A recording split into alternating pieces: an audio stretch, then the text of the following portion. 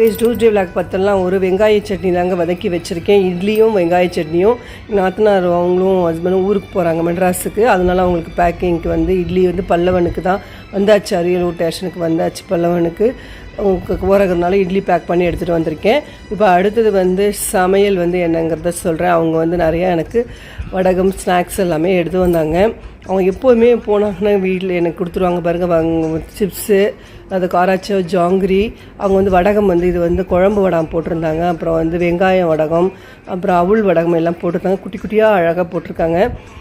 மல்லிகைப்பூ, அப்புறம் வெத்தலை கொடி, நிறைய வெத்தலை கொடி வைக்கிறதுக்கும் வெத்தலையும் கொண்டு வந்தாங்க. எப்போதுமே ஏதாவது கையில் கொண்டு கொடுத்துருவாங்க.